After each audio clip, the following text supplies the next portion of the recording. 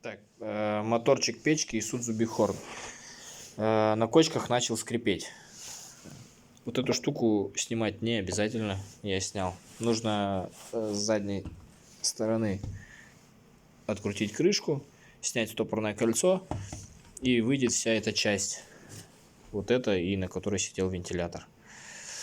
Вот. Ну и нужно подсмазать вот эту часть, чтобы оно не скрипело.